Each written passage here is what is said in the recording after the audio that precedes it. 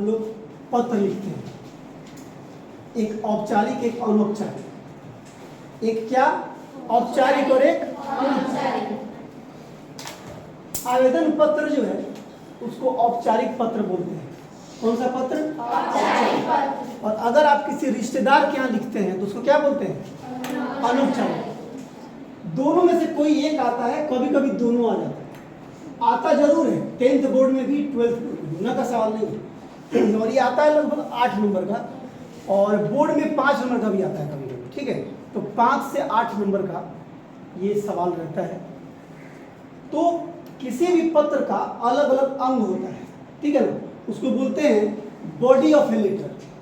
वो उसका बॉडी है, अलग अलग पार्ट है। जैसे हमारे शरीर में सर अलग है, धड़ है, हाथ है, पैर है, अलग अलग भाग उसको बांटे तो ये मिलेगा। वैसे ही इसमें भी है। जब आप शुरुआत कर रहे होते हैं आवेदन पत्र लिखने का, तब देखिए यहाँ सेवा में तो लिखते ही हैं। उसके बाद जो आपका लाइन निचली पंक्ति होती है वो है अधिकारी के पद का नाम। क्या लिखते हैं? अधिकारी के पद। अब ये नहीं कि यही उतार दीजिए अधिकारी के पद का नाम, मतलब आप जिसको लिख रहे हैं उसका पद क्या है, पोस्ट क्या है। आप प्रधानाध्यापक को लिख रहे हैं तो सेवा में प्रधानाध्यापक महोदय। आप जिला शिक्षा पदाधिकारी को लिख रहे हैं, सेवा में जिला शिक्षा पदाधिकारी महोदय। आप डीएम को लिख रहे हैं, जिला अधिकारी को, सेवा में जिला अधिकारी महोदय। आप थाना प्रभारी को लिख रहे हैं, सेवा में थाना प्रभारी महोदय। आपके घर पे कोई घटना घट गई है, कोई विवाद हो गया है, और आपको जो है क्या करना होता है, उसके खिलाफ, उस आदमी के खिलाफ में एक आवेदन पत्र थाने में देना होता है। ऐसा कई दफा हुआ होगा या होगा। और पापा या कोई रिश्तेदार किसी दूसरे से लिखवाते हैं, अगर वो आपको कहे लिखने के लिए तो आपको तो पता नहीं है कैसे लिखेंगे, तो कहेंगे अरे काहे को पढ़ा इस लड़की को, लोग भले कह रहा था घरे में बैठाओ, कुछ नहीं आता है इसको लिखने का, आवेदन पत्र नहीं लिख सकती है। तो आपको आना चाहिए। आज के बाद हम लोग प्रैक्टिस करेंगे लिखने, ठीक है। अलग अलग पद पे जो लोग हैं उनको भेजेंगे यहाँ से, यहाँ प्रैक्टिकल करके दिखाएंगे आपको। 50 लड़कियां लिखेंगी, 50 को रखेंगे और उसको पोस्ट कर देंगे उनके ऑफिस में, अलग अलग समस्या। ठीक है, देखिएगा, अभी करेंगे हम इस महीने में। तो सबसे पहले यहाँ तत्काल हम लोग प्रधानाध्यापक के पास लिख रहे हैं, तो पद का नाम हो गया प्रधानाध्यापक महोदय। उसके बाद है संस्था का नाम एवं पता। भाई आप अगर प्रधानाध्यापक को लिख रहे हैं तो संस्था का नाम उनके स्कूल का नाम हुआ, विद्यालय का।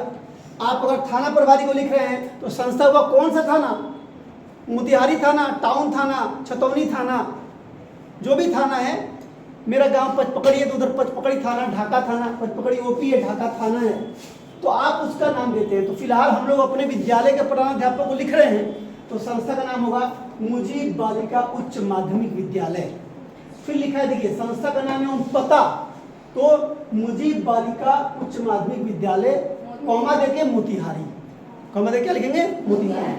तो अब सब में नंबर बटा हुआ है, किसी में आधा आधा, एक आधा एक, ऐसे करके, और कुल मिला के वो नंबर बढ़ता है। मतलब कोई बच्चा सेवा में प्रधानाध्यापक महोदय मुजीब बालिका उच्च माध्यमिक विद्यालय मोतिहारी लिख के छोड़ दिया और खाली यही लिखता है डॉट डॉट डॉट, विषय में डॉट डॉट डॉट, संक्षिप्त जानकारी डॉट डॉट डॉट, स्ववृत्त, फिर डॉट डॉट डॉट, समापन, भवदी अपना नाम लिख देता है, मतलब उसने फॉर्मेट लिख डाला है, कंटेंट नहीं लिखा उसने, तो भी उसको थोड़ा थोड़ा नंबर सब में मिलने का है। या 2 हिस्सा लिखा है बाकी छोड़ दिया, फिर भी नंबर मिलने का है। जितना लिखिएगा उतना का मार्क्स आपको मिल जाएगा। अब हम आते हैं विषय कि भाई क्यों लिख रहे हैं आप, आपको प्रधानाध्यापक से छुट्टी चाहिए।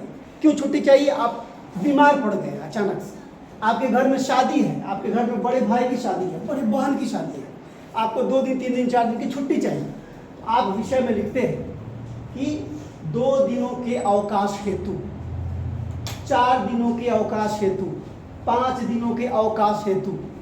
अवकाश हेतु शब्द दिमाग में सेट कर लीजिए, अगर छुट्टी के लिए मांग रहे हैं तब, ठीक है।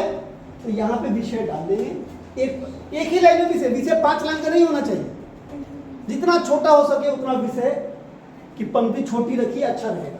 और आवेदन पत्र ऐसा जो 1 पेज में खत्म हो जाए, ये नहीं कि हम 3 पेज में, भाई हम घर के किसी रिश्तेदार को पत्र थोड़ा लिख रहे हैं कि सारा राम कहानी लिखेंगे, नहीं, कम शब्दों में ज़्यादा बात कह देनी है आवेदन पत्र में। तो संक्षिप्त जानकारी में क्या देते हैं, कि मैं आपके विद्यालय के कक्षा फलाना की छात्रा हूँ, मेरा क्रमांक इतना है, आप इनिशियल जानकारी उनको दे दीजिए। ये हो गया आपका संक्षिप्त जानकारी। ये स्ववृत्त इसलिए लिखा गया है कि भाई आप क्या काम करते हैं, क्या परेशानी है, इसमें आपको लिखना है। तो हम तो इसमें क्या लिखेंगे, चूंकि हम हेड मास्टर को लिख रहे हैं तो हम ये बताएंगे कि मेरी तबीयत अचानक बिगड़ गई है, या मेरे घर पे मेरे बहन की शादी फलाने तारीख को है, इस कारण मैं इतना तारीख से इतने तारीख तक विद्यालय में अनुपस्थित रहूंगी। अतः आपसे निवेदन है, समापन में इतना बात लिख दी, पहले स्ववृत्त हो गया आपके बारे में, और समापन में अतः आपसे निवेदन है कि मुझे उपरोक्त 4 दिनों का अवकाश देने की कृपा प्रदान करें। इसके लिए मैं आपका भारी रंग में लिख सकते हैं, नहीं भी लिख सकते। और सबसे नीचे लिखते हैं भवदी। हम लोग क्या करते हैं, ज्यादातर जो बच्चे लिखते हैं वो लिखते हैं आपकी आज्ञाकारी छात्रा। भवदी हो गया सबके लिए। आप थाना प्रभारी को लिखें, हेड मास्टर के अलावा जिसको भी लिखेंगे सब में भवदी लिखना पड़ेगा, ठीक है। लेकिन जब हेड सर को लिख रहे हैं, प्रधानाध्यापक को, तो आपको ज्यादा अच्छा रहेगा, क्या लिखिएगा, आपकी आज्ञाकारी छात्रा। ऑब्लिक देकर लिखते हैं आपकी आज्ञाकारी, तो आप लोग है नहीं लेकिन लिख दीजिएगा आपकी आज्ञाकारी छात्रा। आज्ञाकारी हैं क्या आप लोग, बात मानती हैं क्या? अच्छा मानती हैं, अच्छी बात है। तो आपकी आज्ञाकारी छात्रा, फिर आपका नाम, कक्षा क्रमांक और दिनांक, डेट, ये इसके नीचे इसमें लिख दीजिएगा। आपका ये कंप्लीट आवेदन पत्र तैयार हो गया, जो 5, 6, 7 या 8 नंबर का एग्जाम में आएगा, हर हाल में आएगा, ठीक है। अब हम आपको विषय देते हैं और आपको एक आवेदन पत्र लिखते भी है, इसी में हम लिख रहे हैं, आप समझ रहे हैं, और फिर आपको देंगे तो आप लिख के लगेगा, ठीक है। चलिए इसको बंद कर देते हैं, बंद कर देते हैं।